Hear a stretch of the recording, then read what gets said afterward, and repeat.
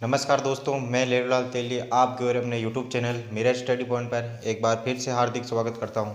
दोस्तों, आप सभी से एक निवेदन है कि दोस्तों इस वीडियो को अधिक से अधिक शेयर करें, फिर बाद में हम इस क्लास को स्टार्ट करते हैं। और साथियों, अभी तक आपने शेयर नहीं किया तो ज़रूर शेयर कर दें, और इस चैनल पर नए हो तो इस चैनल को ज़रूर सब्सक्राइबर कर दें तथा बेल आइकन प्रेस ज़रूर कर दें, ताकि किसी भी प्रकार का नोटिफिकेशन हो तो आपको अवश्य मिल सके। ठीक साथियों, अभी तक आपने क्लास को शेयर नहीं किया तो शेयर जरूर कर दीजिए। और फिर बाद में हम आज का टॉपिक पढ़ने वाले हैं, संविधान के बारे में हम अध्ययन करने वाले हैं आज दोस्तों। जो नया सब्जेक्ट जो इसमें बीच में छूट रहा था उसके बारे में हम आज भारतीय संविधान के बारे में आज हम अध्ययन करने वाले हैं। उस भारतीय संविधान के अंदर हम आज जो टॉपिक पढ़ेंगे वो संसद के बारे में, जो भारतीय संसद है इसके बारे में हम अध्ययन करने वाले हैं। तो ठीक दोस्तों, आज की क्लास हम स्टार्ट करते हैं। और दोस्तों, आप इस चैनल पर नए हो तो चैनल को सब्सक्राइबर जरूर कर दें। और दोस्तों, आज की क्लास हम स्टार्ट करते हैं। और आज में हम जो पढ़ने वाले हैं उसमें संसद की बात करेंगे। जो भारतीय संसद है उसमें जो महत्वपूर्ण अनुच्छेद आते हैं उसके बारे में हम अध्ययन करेंगे। और इसी प्रकार हमारा जो भारतीय संसद है इसका टॉपिक भी हम 3-4 दिनों में पूरा करने की कोशिश करेंगे। ठीक साथियों, भारतीय संसद की हम बात करें, संसद की बात करें, ये जिस प्रकार से देखा जाए भारतीय संविधान में 395 अनुच्छेद हैं तथा 22 भाग है और 12 अनुसूचियाँ, जिसमें से 22 भागों में से संसद का कौन सा भाग आता है तो उस भाग की बात करें तो संसद का भाग आता है भाग 5 आता है। कौन सा भाग आता है साथियों? संसद के जो भारतीय संसद है इसका भाग कौन सा आता है तो इसका भाग 22 भागों में से 5 भाग में इसका भारतीय संसद का उल्लेख मिलता है। किस में मिलता है तो भाग 5 में मिलता है। और अध्याय की बात करें तो अध्याय कौन सा आता है? अध्याय अध्याय कौन दूसरा अध्याय आता है। भाग 5 में कितने अध्याय हैं तो भाग 5 में 5 अध्याय है। उसमें से संसद भारतीय संसद का कौन सा अध्याय आता है तो वो आता है दूसरा अध्याय आता है। आप ध्यान रखें। फिर बाद में हम बात करते हैं जो ये भारतीय संसद है ये इसका प्रावधान कहाँ से लिया गया तो साथियों इसका प्रावधान लिया गया, अगर हम प्रावधान की बात करें भारतीय संसद का प्रावधान कहाँ से लिया गया तो प्रावधान लिया गया ब्रिटेन से। कहाँ से लिया गया? ब्रिटेन से लिया गया। ध्यान रखिए, भारतीय संसद का प्रावधान कहाँ से लिया गया तो ये लिया गया ब्रिटेन से लिया गया। और साथियों हम इसमें बात करें, इसमें दोस्तों देखा जाए जो संसद है इसके अनुच्छेदों की बात करें, जो भारतीय संविधान में 395 अनुच्छेद है उसमें से संसद के किन कौन कौन से अनुच्छेद आते हैं तो उसके आर्टिकल कौन कौन से आर्टिकल आते हैं तो उसकी हम बात करें तो आर्टिकल 179 से लेकर 122 तक भारतीय संसद के बारे में इसको उल्लेख मिलता है। भारतीय संविधान के अनुच्छेदों में 79 से लेकर 122 तक मिलता है। और ये अनुच्छेद है इसके बारे में हम आज अध्ययन करने वाले। ठीक साथियों, आज के हम क्लास स्टार्ट कर रहे हैं। और संसद, अब जो संसद है इसके उपनामों की बात करें, इसके उपनाम कौन कौन से हैं तो इसके उपनामों की हम बात करते हैं। सबसे पहले संसद के उपनामों की बात करें, इसे किस किस नाम से जाना जाता है तो इसे एक तो देश की सर्वोच्च पंचायत के नाम से भी जाना जाता है। देश की सर्वोच्च पंचायत, देश की सर्वोच्च पंचायत के नाम से अगर आपको पूछा जाता है देश की सर्वोच्च पंचायत वो आ जाए तो वो किसे कहते हैं? वो भी संसद को कहते हैं। और एक व्यवस्थापिका, क्या कहा जाता है? व्यवस्थापिका। व्यवस्थापिका इस कारण कहते हैं क्योंकि व्यवस्थापिका में कानून बनते हैं और कानून कहाँ बनते हैं तो वो बनते हैं संसद में। इस कारण इसका उपनाम हो जाएगा व्यवस्थापिका। और एक नाम से और जाना जाता है, एक नाम और है विधायिका। क्या है साथियों? विधायिका। और एक उपनाम और जाना जाता है, इसको एक कहते हैं लोकतंत्र का मंदिर। लोकतंत्र का मंदिर क्या कहा जाता है? लोकतंत्र का मंदिर। ये जो उपनाम है ये किसके उपनाम में आते हैं तो ये आते हैं भारतीय संसद के। जो भारतीय संसद है इसके उपनामों की बात करें, एक तो आता है देश की सर्वोच्च पंचायत, एक इसे व्यवस्थापिका के नाम से भी जाना जाता है, एक इसे विधायिका के नाम से भी जाना जाता है, एक इसे लोकतंत्र का मंदिर भी कहते हैं। ठीक है, फिर बाद में हम आगे बढ़ते हैं। आगे बात करें जो संसद भवन की बात करते हैं हम, जो संसद भवन है वो कहाँ पर बना हुआ? संसद भवन की हम बात करें, कौन से किसकी बात करें? संसद भवन की।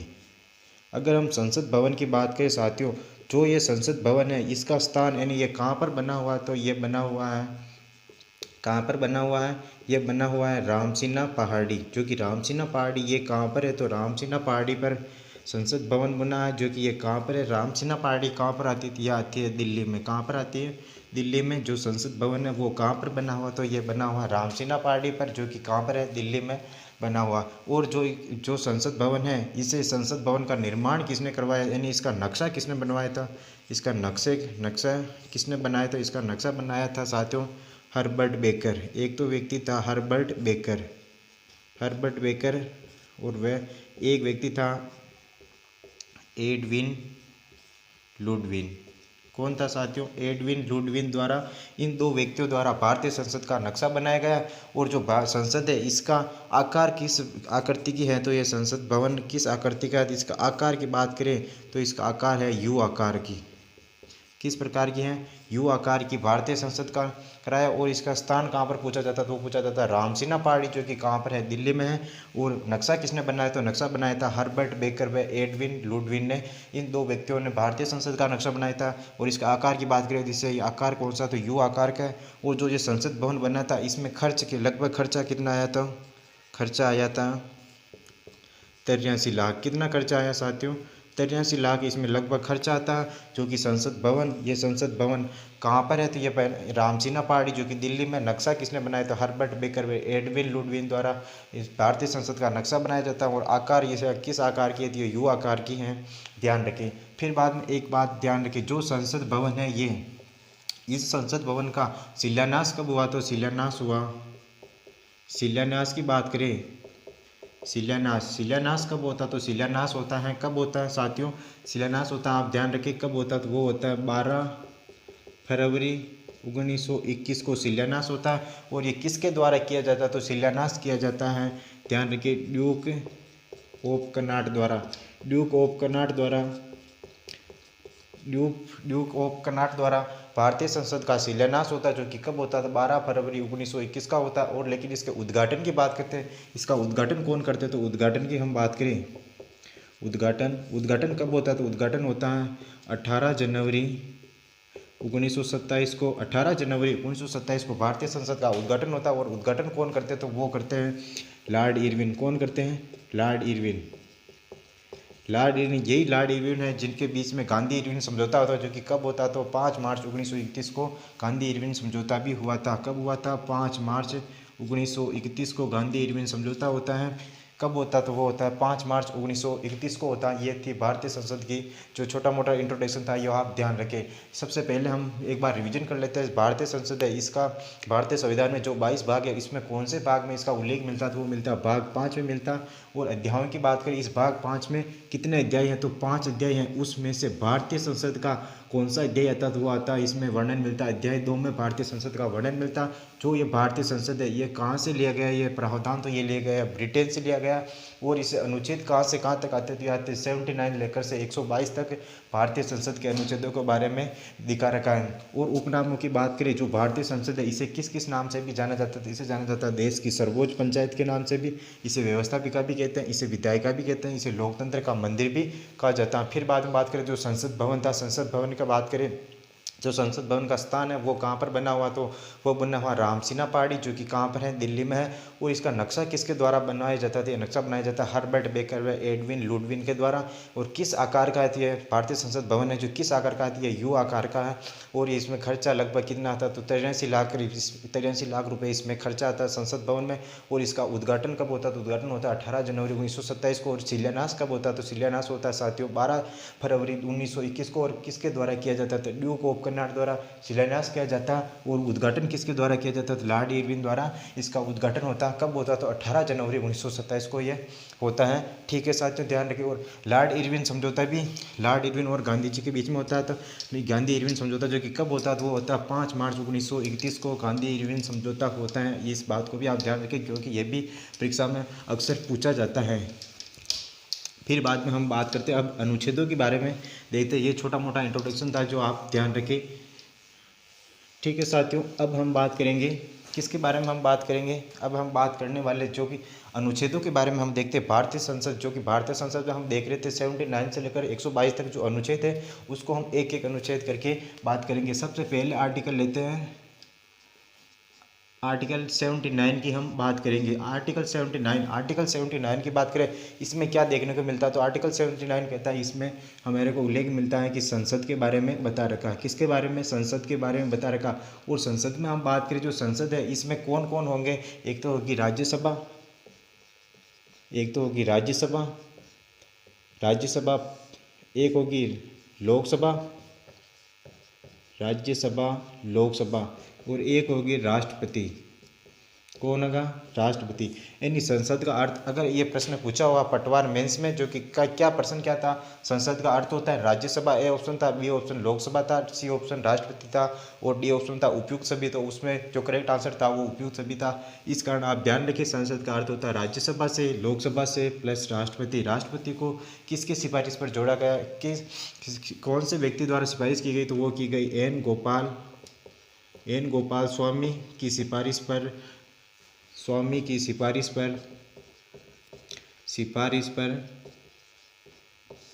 पर संसद में राष्ट्रपति को शामिल किया गया। ठीक है साथियों, ध्यान रखिए किसकी सिफारिश पर किया गया था, यह किया गया एन गोपाल स्वामी, जिसको किस में शामिल किया गया, राष्ट्रपति को संसद में शामिल किया गया। संसद का एक महत्वपूर्ण अंग राष्ट्रपति भी होता है। ठीक है साथियों, फिर बाद में हम बात करते हैं जो ये संसद है इसमें क्या अर्थ है, इसका राज्यसभा से, लोकसभा से, राष्ट्रपति से। फिर बाद में हम बात करेंगे जो राज्यसभा है, इसको लोकसभा, इसके बारे में हम अध्ययन करते हैं। ठीक है साथियों, एक बार मैं बिठा देता हूँ ताकि हम अंतरवाइज राज्यसभा और लोकसभा को एक साथ हम देखेंगे, ताकि हम जो भी कंसेप्ट है वो एक साथ समझ में सही आवे। ठीक है साथियों, एक साइड में हम लिख लेते हैं राज्यसभा की बात करेंगे, एक साइड में लोकसभा की बात करेंगे। राज्यसभा क्या है, राज्यसभा, और एक में बात करेंगे हम लोकसभा की। ठीक है साथियों, ये दो सदन होते हैं संसद में। ठीक है साथियों, अब हम बात करते हैं जो राज्यसभा होती है इसके हम, लोकसभा होती है इसकी हम बात करें, जो ये लोकसभा और राज्यसभा की सबसे पहले हम बात करते हैं जो राज्यसभा और लोकसभा होती है इसके सबसे पहले हम देखा जाए राज्यसभा और लोकसभा के हम उपनामों की बात करते हैं। राज्यसभा को और किस किस नाम से भी जाने जाते हैं तो उसकी हम बात करेंगे यहाँ पर उपनामों की। अगर हम उपनाम की बात करें, एक बात यहाँ पर ध्यान रखें दोस्तों, जो राज्यसभा होती है वो कभी भंग नहीं होती, वो राज्यसभा का कभी विघटन नहीं होता है। इस कारण इसे क्या कहे जाते हैं, इस कारण इसे कहते हैं स्थायी सदन। क्या कहा जाता है, स्थायी सदन। स्थायी सदन के नाम से भी कौन जाना जाता है, तो वो जाना जाता है राज्यसभा। लोकसभा कभी भी भंग हो सकती है और कभी भी इसका विघटन हो सकता है, क्योंकि इसमें चुनाव होते हैं और ये स्थायी मेंबर होता है। इस कारण राज्यसभा भंग नहीं होती है और लोकसभा भंग होती है, इस कारण इसे अस्थायी सदन भी हम कह सकते हैं। अस्थायी सदन। बल्कि देखिए राज्यसभा कभी भंग नहीं होती है, इस कारण इसे उच्च सदन भी कह सकते हैं। लोकसभा भंग होती है, इस कारण इसे क्या कहेंगे, निम्न सदन। क्या कहेंगे दोस्तों, निम्न सदन। और साथियों जो राज्यसभा होती है इसमें दोस्तों, जो राज्यसभा होती है इसमें इसको कौन सा सदन कहते थे, इसको द्वितीय सदन के नाम से भी जाना जाता है। किसके सदन के नाम से, द्वितीय सदन के नाम से। और इसे क्या कहते हैं, इसमें दोस्तों वोटिंग होती है, वो जनता के द्वारा नहीं होती, लेकिन जनता किस में वोटिंग करती है, तो वो करती है लोकसभा में। इस कारण लोकसभा को क्या कहा जाता है, तो लोकसभा को भी जनता का सदन कहते हैं। लेकिन राज्यसभा में जो वोटिंग करते हैं वो कौन करते, तो वो करते विधानसभाओं के विधायक होते हैं, जो राज्यसभा के सदस्य में वोटिंग करते हैं। इस कारण इसे विद्वानों का सदन भी कहते हैं। कौन सा सदन कहते हैं, विद्वानों का सदन। विद्वानों का सदन के नाम से भी राज्यसभा प्रसिद्ध है। ठीक है साथियों, इसे क्या कहेंगे, इसे एक तो कहेंगे प्रथम सदन। इसको द्वितीय सदन कह रहे थे, इसको क्या, कौन सा सदन कहेंगे, प्रथम सदन। और इसमें जनता वोटिंग करती है सीधी तौर पर, तो इस कारण इसे जनता का सदन भी कहते हैं। जनता का सदन क्या कहते हैं साथियों, जनता के सदन भी इसे कहते हैं, आप ध्यान रखें। ठीक है साथियों, और लोकसभा के बारे में बात करें, और इसे किस नाम से जाना जाता है, एक इसे नाम से जाना जाता है लोकप्रिय सदन। लोकप्रिय सदन के नाम से जाना जाता है, वो कौन जाना जाता है, तो वो जाना जाता है लोकसभा। और इसे एक नाम से और जाना जाता है अलोकप्रिय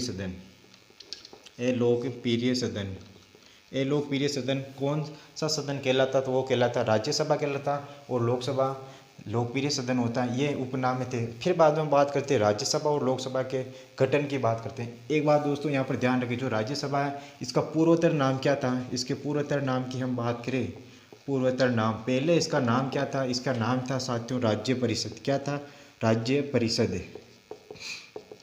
जो राज्य परिषद था इसको हम अंग्रेजी में बात करें, इसे क्या कहा जाता था, काउंसिल ऑफ स्टेट के नाम से भी जाना जाता है। जो राज्य परिषद था इसका जो राज्य परिषद था इसका नाम बदलकर ये नाम राज्यसभा कब किया गया था? ये किया गया साथियों 23 अगस्त 1954 को। इसका नाम बदलकर क्या किया गया? तो इसका किया गया राज्य परिषद से बदलकर राज्यसभा किया गया, जो कि कब किया गया? ये किया गया 23 अगस्त 1954 को। जिसको अगर आपको पूछा जाता है राज्यसभा का पूर्वोत्तर नाम क्या था? पूर्वोत्तर नाम राज्य परिषद था, जो कि कब किया गया चेंज? तो वो किया गया 23 अगस्त 1954 को। इसे काउंसिल ऑफ स्टेट भी कहते हैं। ठीक है साथियों, ध्यान रखें। फिर बाद में हम बात करते हैं जो राज्यसभा और लोकसभा होती है, इसके गठन के बारे में हम बात करेंगे। किसके बारे में साथियों? राज्यसभा और लोकसभा के गठन के बारे में। अगर साथियों हम राज्यसभा और लोकसभा के गठन की बात करें, जो राज्यसभा होती है इसका हम गठन की बात करते हैं। इसका गठन कब किया गया? तो इसका गठन किया गया साथियों 3 अप्रैल 1952 को राज्यसभा का गठन होता है। लेकिन लोकसभा के गठन की बात करें, लोकसभा का गठन कब होता है? तो लोकसभा का गठन होता है साथियों 17 अप्रैल 1952 को होता है। कब होता है? गठन की बात पूछा जाता है, लोकसभा का गठन कब होता है? तो लोकसभा का गठन होता है 17 अप्रैल 1952 को। और राज्यसभा का गठन पूछा जाता है तो 3 अप्रैल 1952 को राज्यसभा का गठन होता है। और जो राज्यसभा और लोकसभा इसकी प्रथम बैठक कब होती थी? इसकी प्रथम बैठक की हम बात करें, किसकी बात कर रहे हैं हम साथियों? प्रथम बैठक की। अगर हम प्रथम बैठक की बात करें, प्रथम बैठक कब होती है? तो वो होती है 13 मई 1952 को प्रथम बैठक होती है। और राज्यसभा की और लोकसभा की कब होती है? तो प्रथम बैठक लोकसभा की प्रथम बैठक होती है साथियों। कब होती है? तो वो होती है लोकसभा की प्रथम बैठक कब होती है? ये एक ही दिन होती है, 13 मई 1952 को लोकसभा की प्रथम बैठक होती है। राज्यसभा की प्रथम बैठक भी पूछा जाता है तो 13 मई 1952 को। और गठन की बात करें, गठन कब होता है? तो 3 अप्रैल 1952 को होता है। और लोकसभा का गठन कब होता है? तो वो होता है 17 अप्रैल 1952 को लोकसभा का गठन होता है। फिर बाद में हम बात करेंगे राज्यसभा के तौर पर। राज्यसभा में देखा जाए एक आर्टिकल हम बात करेंगे, आर्टिकल की बात करें राज्यसभा आर्टिकल अनुच्छेद 80 के तहत हम बात करें, जो राज्यसभा इसके बारे में हम दर्शाए रखा अनुच्छेद 80 के तहत हम बात अनुच्छेद 80 क्या कहता? तो इसमें बता रखा राज्यसभा में अधिकतम सदस्य कितने होंगे, इसके बारे में यहाँ पर वर्णन मिलता है। राज्यसभा में अधिकतम सीटें कितनी होगी? अधिकतम सीटें की बात करें, अधिकतम सीटें कितनी होगी? तो वो होगी दोस्तों 250। कितनी हो सकती हैं साथियों? अधिकतम 250 होती है। इसमें से निर्वाचित कितनी होती है? तो दोस्तों यहाँ पर निर्वाचित होती हैं 238 तो निर्वाचित होती है, 238 तो निर्वाचित होती हैं। और इसमें मनोनीत कितने होती है? तो मनोनीत होते हैं 12 सदस्य मनोनीत होते हैं। ठीक है सर। तो निर्वाचित का मतलब होता है ऐसे सदस्य जो चुने जाते हैं वो क्या कहलाते हैं? निर्वाचित कहलाते हैं। और ऐसे सदस्य जो राष्ट्रपति अपने मन से मनोनीत करता है तो वो क्या कहलाते हैं? मनोनीत कहलाते हैं। और ये मनोनीत कौन करता है? तो ये मनोनीत करता है राष्ट्रपति। किसके द्वारा मनोनीत किया जाता है? तो राष्ट्रपति के द्वारा मनोनीत होता है।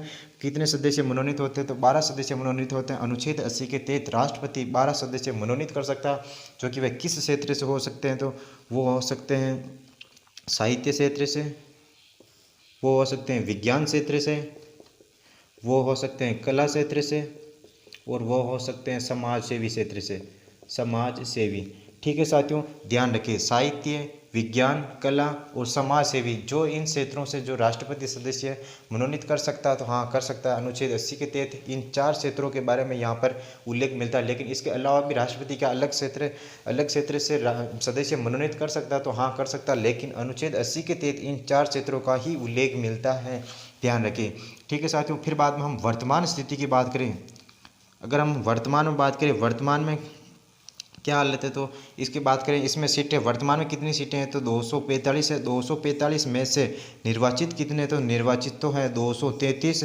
और निर्वाचित कितने हैं? 233 है। और मनोनीत कितने हैं? तो मनोनीत 12। जो कि कौन मनोनीत करता है? तो वो करता है राष्ट्रपति द्वारा मनोनीत किया जाता है। ये कौन से अनुच्छेद के तहत? अनुच्छेद 80 के तहत राज्यसभा में अधिकतम सीटें कितनी होगी? 250 होगी। इसमें से 238 तो मनोनीत हो गए और 12 सदस्य राष्ट्रपति मनोनीत करेगा। और वो मनोनीत करेगा वो किस क्षेत्र से कर सकता है? तो कर सकता है साहित्य, विज्ञान, कला और समाज सेवी। इनका क्रम ध्यान रखें, ये भी परीक्षा में पूछा जाता है। और वर्तमान की बात करें तो 245 सीटें, उसमें से 233 तो निर्वाचित हैं, 12 सदस्य मनोनीत होते हैं। अब हम बात करते हैं लोकसभा। लोकसभा में कौन सा अनुच्छेद आता है? आर्टिकल हम बात करें, आर्टिकल आता है अनुच्छेद 81 की हम बात करेंगे। इसमें दर्शा रखा है कि लोकसभा में अधिकतम सीटें कितनी होगी? तो लोकसभा लोकसभा में अधिकतम सीटें, लोकसभा में अधिकतम सीटें कितनी हैं? तो अधिकतम सीटों की बात करें, अधिकतम सीटें कितनी है? तो अभी वर्तमान अधिकतम सीटें कितनी है? 552 है। कितनी है साथियों? 552। क्या मूल संविधान में कितनी सीटें थी? तो लोकसभा में मूल संविधान में बात किया जाए,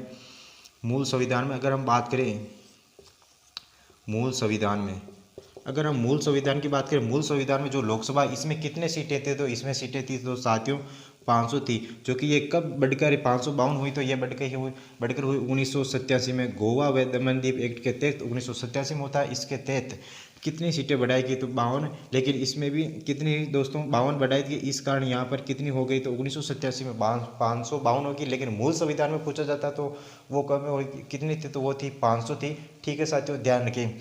फिर बाद में बात करते हैं 552 में से, जो ये 552 है, इसमें से निर्वाचित कितने होते हैं? तो दोस्तों निर्वाचित होते हैं, निर्वाचित कितने सदस्य होते हैं? तो निर्वाचित होते हैं 550। कितने सदस्य निर्वाचित होते हैं? तो साथियों 550 सदस्य निर्वाचित होते हैं। आप ध्यान रखें, कितने सदस्य निर्वाचित होते हैं? तो 500 सदस्य, 550 सदस्य। और मूल संविधान में कितने सदस्य थे? तो मूल संविधान में सदस्य थे 500, जो कि 1987 में बढ़ाकर संख्या कितनी की गई? तो वो की गई 552 में की गई। लोकसभा में अधिकतम सीटें कितनी है? 552 है, जिसमें से निर्वाचित कितने सदस्य होते थे? 550 होते थे। और मनोनीत कितने होते थे? 2 होते हैं। वो किस क्षेत्र से होते थे? वो 2 आंग्ल भारतीय मनोनीत होते थे। क्या बात है दोस्तों? 2 आंग्ल भारतीय मनोनीत हो सके। आंग्ल भारतीय कौन होंगे? इसकी परिभाषा हमारे को कौन से अनुच्छेद में देखने को मिलती? तो 366 में पार्टिकुलर परिभाषा आंग्ल भारतीय की दे रखी है। क्या परिभाषा होगी? ऐसा व्यक्ति जिसके पापा या दादा यूरोप महाद्वीप से संबंध रखता हो, या मम्मी अनिवार्य रूप से भारत की होनी चाहिए, वो कौन वह व्यक्ति क्या कहलाएगा? वो कहलाएगा आंग्ल भारतीय। जो कि ये मनोनीत कौन करता है? आंग्ल भारतीय राष्ट्रपति करता है। राष्ट्रपति द्वारा 2 आंग्ल भारतीय सदस्य मनोनीत किए जाते हैं। ध्यान रखिए। ठीक है साथियों, आंग्ल भारतीय की परिभाषा, ठीक है, 366 के तहत में बता दी गई है कि ऐसा व्यक्ति जिनका पापा या दादा यूरोप महाद्वीप से हो तथा माता पर्टिकुलर रूप से अनिवार्य रूप से भारत की होनी चाहिए, ऐसा व्यक्ति क्या कहलाएगा? वो कहलाएगा आंग्ल भारतीय, जो कि 2 आंग्ल भारतीय मनोनीत राष्ट्रपति कर सकता है। और वह किस अनुच्छेद के करेगा? तो वो करेगा 331 अनुच्छेद के तहत। ये बात अनुच्छेद 331 में लिख रखी, बल्कि अनुच्छेद 81 के तहत ये बातें ही लिख रखी हैं। आप ध्यान रखिए, अनुच्छेद 331 के तहत 2 आंग्ल भारतीय राष्ट्रपति लोकसभा में मनोनीत कर सकता है। वो आर्टिकल 331 के तहत है। ध्यान रखिए। और 366 में आंग्ल भारतीय की प्रॉपर परिभाषा दे रखी, जो मैं आपको बता दी गई है। ठीक है साथियों, फिर बाद में हम बात करते हैं वर्तमान स्थिति की बात करें। अगर हम वर्तमान की बात करें, अगर हम वर्तमान में बात करें साथियों, वर्तमान में क्या हाल है? तो वर्तमान में देखा जाए तो वर्तमान में कितनी सीटें हैं? तो दोस्तों वर्तमान में 545 सीटें हैं। इसमें से निर्वाचित कितने हैं? तो दोस्तों निर्वाचित है 543। कितने निर्वाचित हैं साथियों? 543 है। और मनोनीत कितने हैं? तो मनोनीत 2 हैं, जो कि आंग्ल भारतीय राष्ट्रपति द्वारा मनोनीत होते हैं। कितने सदस्य मनोनीत होते हैं? 2 सदस्य मनोनीत हैं, जो कि कौन से हैं? वो है आंग्ल भारतीय, जो कि मनोनीत हैं, जो कि राष्ट्रपति मनोनीत करता है। ये वर्तमान की स्थिति है। फिर बाद में हम बात करते हैं, एक संविधान संशोधन होता है। कौन सा संविधान संशोधन होता है? तो 104वां संविधान संशोधन होता है। कौन सा? 104वां संविधान संशोधन।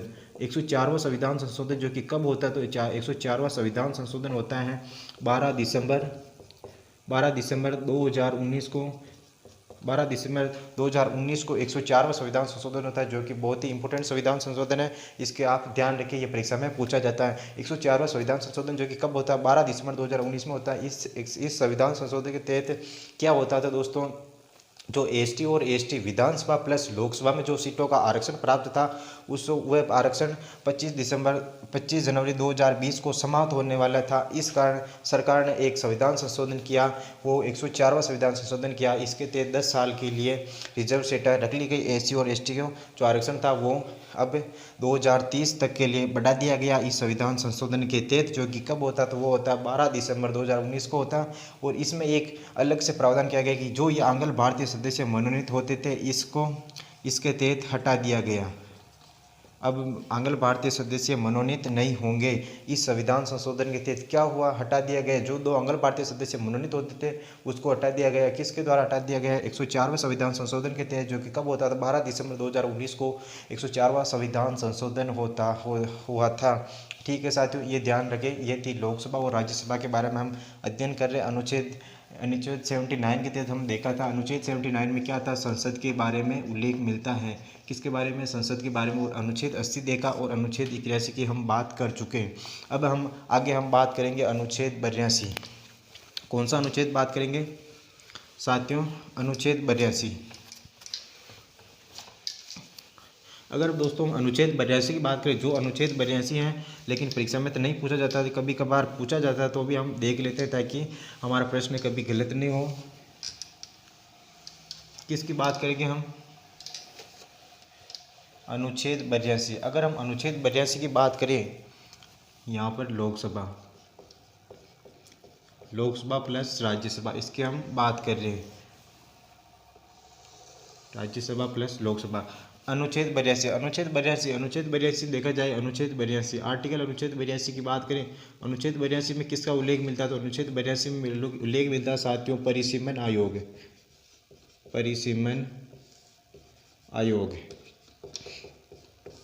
परिसीमन आयोग, जो परिसीमन आयोग है, ये दोस्तों केवल आप ध्यान रखें, परिसीमन आयोग जो कि अनुच्छेद 82 के तहत, परिसीमन आयोग में क्या होता है, लोकसभा प्लस विधानसभा जिसका सीटों का निर्धारण करना हो तो वो कौन करता है, तो वो करता है परिसीमन आयोग। लोकसभा प्लस विधानसभा को सीटों का निर्धारण, लोकसभा प्लस विधानसभाओं का क्षेत्रों का निर्धारण कौन करता है, तो परिसीमन आयोग। इसका गठन कौन करता है, तो इसका गठन राष्ट्रपति द्वारा किया जाता है। वो राष्ट्रपति किस अनुच्छेद के तहत करता है, तो अनुच्छेद 82 के तहत।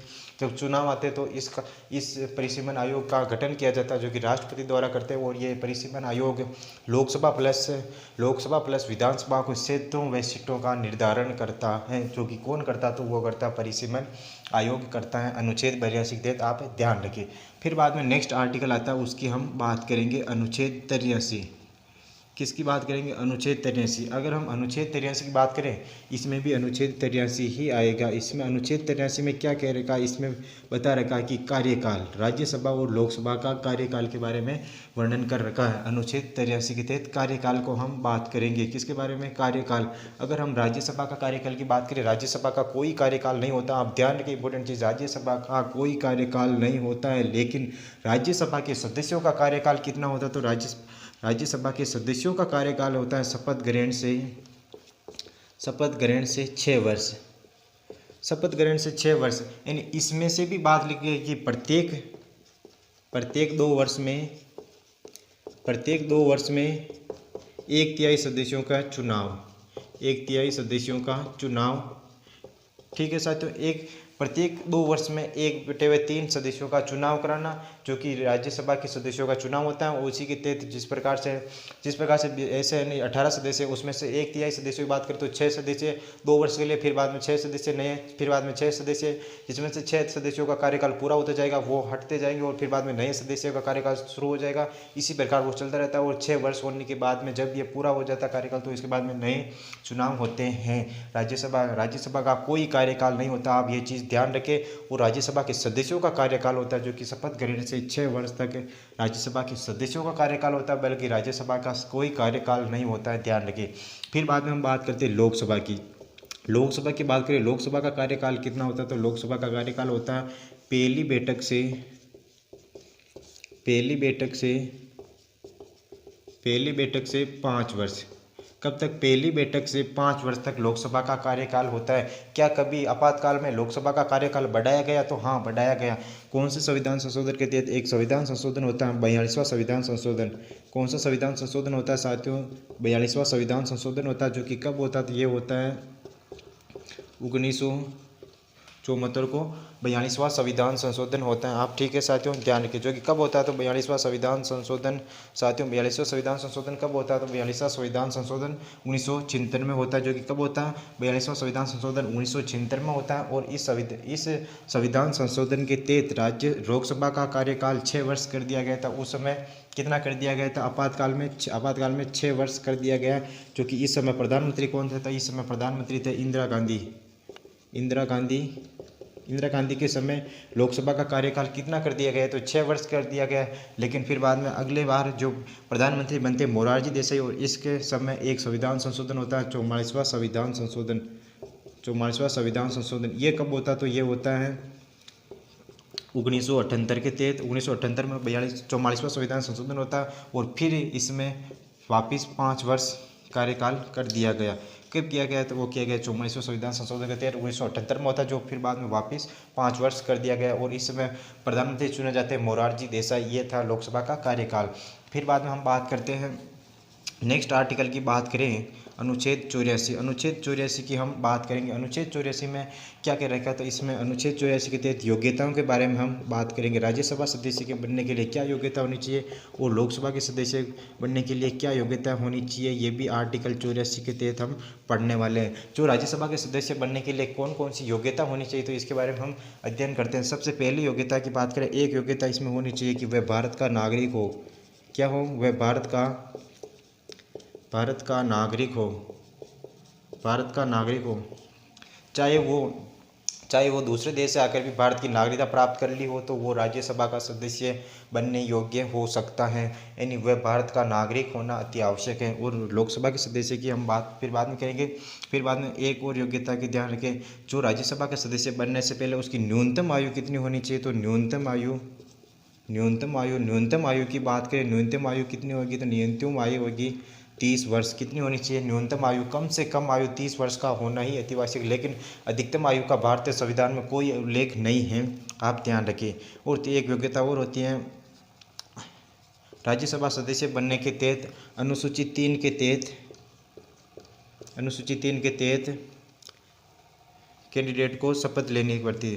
अनुसूची 3 के तहत शपथ लेनी होती हैं। दोस्तों, जब मैं अनुसूचियाँ पढ़ाई थी उस समय दोस्तों, अनुसूचियाँ का जो वीडियो है उसमें जाकर आप देख सकते हैं। अनुसूची 3 के तहत जो राजनीतिक पदों के लिए शपथ है उसके बारे में वर्णन मिलता है अनुसूची 3 के तहत। और इसमें संविधान के प्रति जो शपथ होती है वो ली जाती है अनुसूची 3 के तहत। और ये शपथ लेना अति आवश्यक है और शपथ पत्र भरवाया जाता है और वो राज्यसभा सदस्य बनने के लिए। और एक योग्यता और होनी चाहिए इसमें कि संसद द्वारा निर्धारित अन्य योग्यता। संसद द्वारा निर्धारित अन्य योग्यता। ठीक है साथियों, अन्य योग्यता। ठीक है साथियों, संसद द्वारा निर्धारित अन्य योग्यता, चाहे संसद किसी भी प्रकार की जो योग्यता जारी करता है वो राज्यसभा सदस्य बनने के लिए उसको ये योग्यता होना अति आवश्यक है। और एक योग्यता और मिलती है, वो आपको किसी भी लाभ पद पर ना हो। किसी लाभ पद पर ना हो। ठीक है, लाभ पद, ये जो योग्यता है साथियों, इसके बारे में आप गौर करें। जो किसी लाभ पद पर ना हो, ये योग्यता भारतीय संविधान के अनुच्छेद 84 में इसका उल्लेख नहीं है। लेकिन इसका उल्लेख कहाँ पर मिलता है? ये मिलता है जनप्रतिनिधि एक्ट 1954 में। इसके तहत ये योग्यता जोड़ी गई। लेकिन अनुच्छेद 84 के तहत इन 4 योग्यताओं का ही उल्लेख मिलता है भारतीय संविधान में, आप ध्यान रखें। अनुच्छेद 84 के तहत वह भारत का नागरिक होना अति आवश्यक, न्यूनतम आयु 30 वर्ष होनी चाहिए और वो अनुसूची 3 के तहत शपथ ली होनी चाहिए और संसद द्वारा निर्धारित अन्य योग्यता वो भी धारण की होनी चाहिए। ये अनुच्छेद 84 के तहत देखने को मिलती है। लेकिन किसी लाभ पद पर न हो, ये जनप्रतिनिधि एक्ट आता है 1954 में। ये भी योग्यता है जो जोड़ दी गई है इसमें राज्यसभा सदस्य बनने के लिए। और इसमें बात करें इसकी योग्यता, एक तो पहली योग्यता ये कि वह भारत का नागरिक हो। लेकिन दूसरी बात करें इसमें न्यूनतम आयु कितनी है, तो इसमें न्यूनतम आयु लोकसभा सदस्य बनने के लिए न्यूनतम आयु 25 वर्ष होना अति आवश्यक है। कितनी? 25 वर्ष। लेकिन अधिकतम आयु का कोई उल्लेख नहीं मिलता भारतीय संविधान में।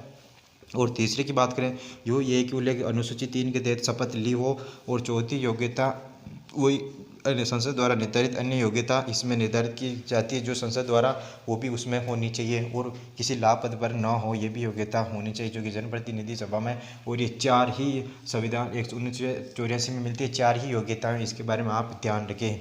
ठीक है साथियों, ये थी अनुच्छेद 82 में परिसीमन आयु के बारे में देखा। लोकसभा प्लस विधानसभा के क्षेत्रों का निर्धारण व सीटों का निर्धारण कौन करता है? तो वो करता है परिसीमन आयोग। कौन करता है साथियों? परिसीमन आयोग के द्वारा किया जाता है, जो कि किस अनुच्छेद के तहत करता है? तो वो करता है अनुच्छेद 82 के तहत परिसीमन आयोग का निर्धारण। परिसीमन आयोग का गठन कौन करता है? तो वो करता है राष्ट्रपति करता है। फिर बाद में एक आर्टिकल आता है, आर्टिकल 88।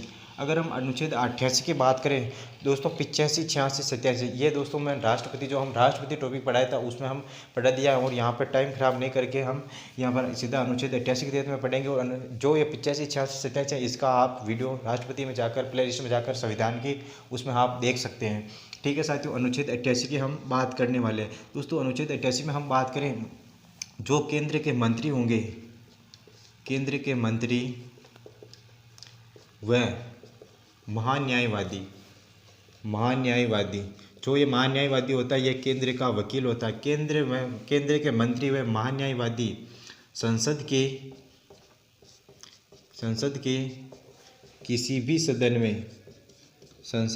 किसी भी सदन में बैठ सकते हैं, चर्चा में भाग ले सकते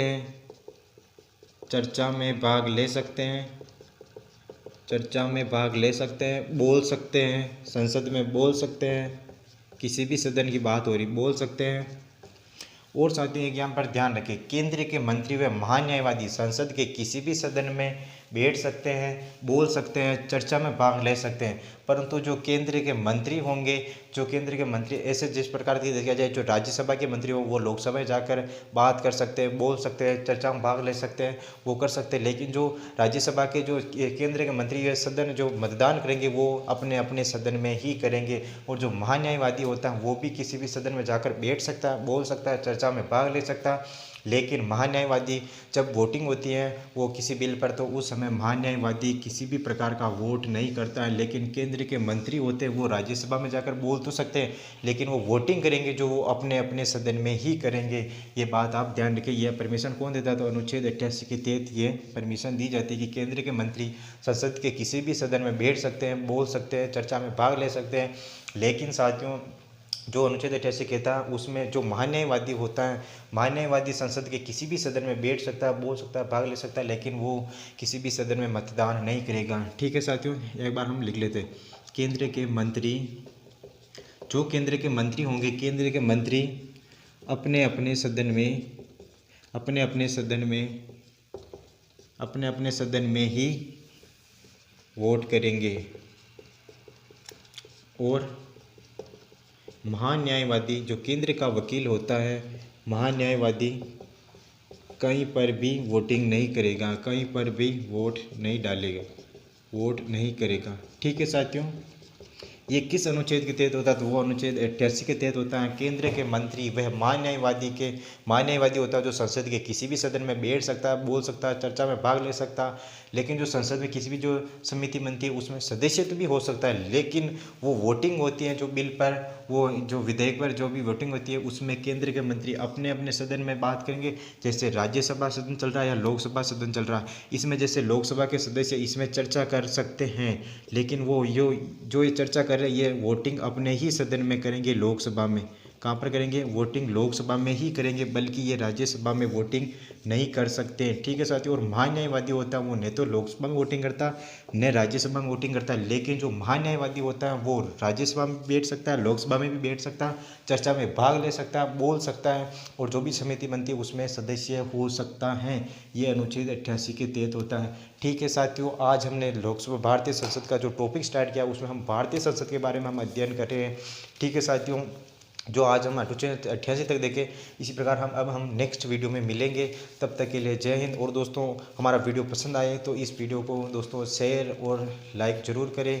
ठीक है साथियों, इसी के बाद हम मिलेंगे नेक्स्ट वीडियो में। तब तक के लिए जय हिंद, जय भारत। और साथियों एक बात कहना चाहता हूँ कि दोस्तों अभी इस चैनल पर आप नए हो तो चैनल को सब्सक्राइबर जरूर कर दें। और इसी के साथ आप मिलेंगे नेक्स्ट वीडियो में। तब तक के लिए जय हिंद, जय भारत, धन्यवाद दोस्तों।